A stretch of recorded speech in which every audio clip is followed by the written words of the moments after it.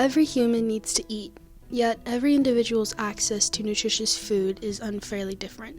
This access is usually determined by how much money an individual makes, the amount of money placing them into the lower, middle, or upper classes within the social stratification structure of our society.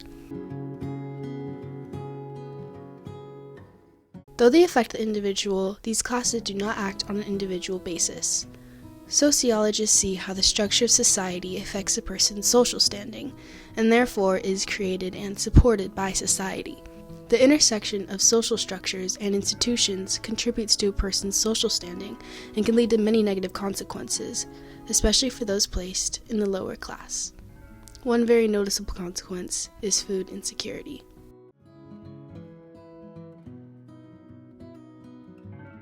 Structural barriers like poverty, lack of education, unemployment, and discrimination can all contribute to food insecurity. Even working full-time, millions of the working poor earn incomes that are too insufficient to support a family. In addition to low wages, the value of the wage has not kept pace with inflation. The real value of the federal minimum wage has dropped 17% since 2009.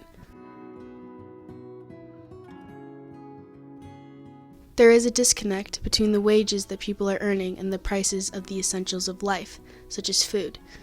I see this disconnect in how grocery stores have prices that are becoming more and more unreasonable for the average person. To purchase healthy food with nourishing ingredients, it becomes even more costly. Stores like Sprouts, while providing the healthy and organic food that provenly best nourishes our bodies, have prices that often the average person can't budget on groceries. Aiming to the upper classes with the ability to focus on healthy purchases, the health-conscious food available at Sprouts is out of reach for many people who don't have the luxury or means of purchasing food that is actually nutritious.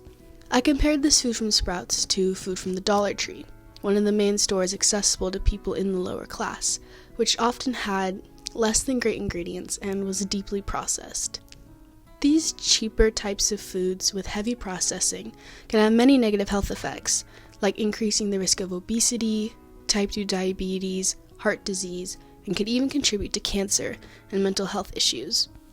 These foods are often high in calories, sugar, and unhealthy fats, and lack essential nutrients, yet this is often the only food people in the lower classes can afford. There is no option for poorer people to eat healthily, sustainably, with many social barriers blocking them from simply not having enough money to afford nutritious food.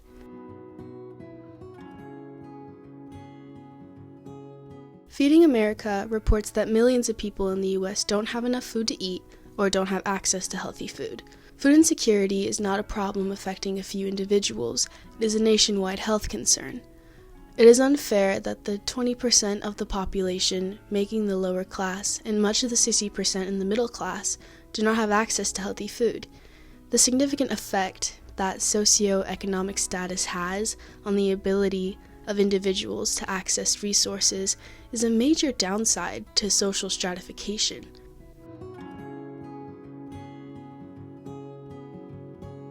Solving food insecurity would be a massive undertaking involving addressing the actual underlying social structures and institutions that contribute to this problem. There needs to be a focus on the root causes of food insecurity, such as poverty reduction programs, increased access to education and employment, and strengthening social safety nets.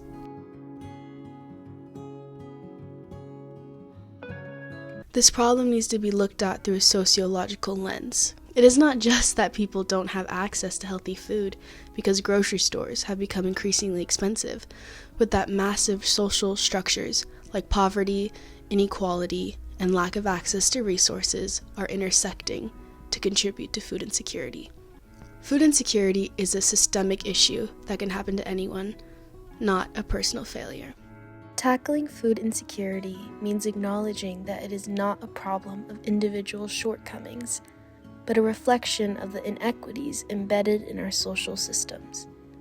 When we view hunger as a sociological issue, we begin to see how deeply interconnected it is with issues like housing, education, race, and labor.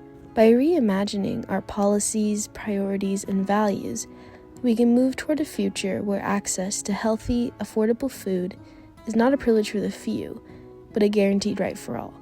A future where in communities like mine, all grocery stores will have healthy food without the steep prices, because everyone deserves to have access to nutritious food.